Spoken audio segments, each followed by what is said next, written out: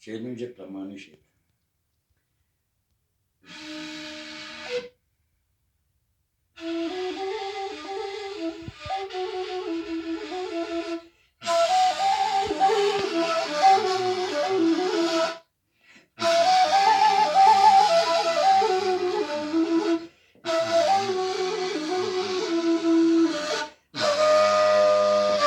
Yarısından tekrar alalım. Ahmed-i Gaznevi üzerine yazmış olduğu bu edebiyat bir kasiden.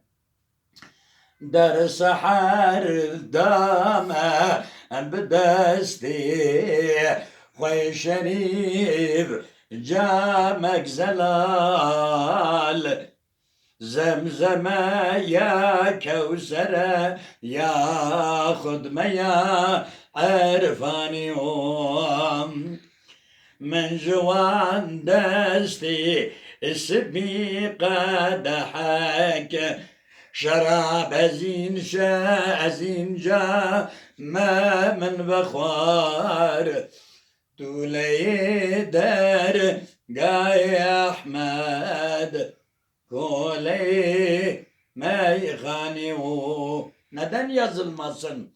Şeyh Ahmed-i Gaznevi Kudüs'e sırruhu olmasaydı Cigerhun aslen hayatta olmazdı. O sufi hışto. Ha bugünkü Süleyman Mersed'in Nurşid'den olsaydı vurulacaktı. Bediüzzaman Kürtler arasından olsaydı vurulacaktılar. He? Yani hepsi sürgünden, hepsi kimi İstanbul'a, kimi Türkler arasında Anadolu'ya. İşte o Şeyh Ahmed-i Gaznevi'dir ki bırakmadı. Sufi hışto. Arap diyor ya anladık. Şeyhtir. Alimdir. Bu sufilik nedir? Ya fehimna. Kad fehimna inne şeyhe şeyhun. Vel alime alim. İyi sufi. Yani iyi şeyh sufi. La kelbin ve la suluki. Ne küçük enerji taşıyar. Sufi diyeceği derket orta. Sufi hıştu ve lixtana. Yekimina ciğerhun. Filozofi mezin. Şairi kurdi pırmezin. Şagirti pısma memin. Ye şevki beki erganiye.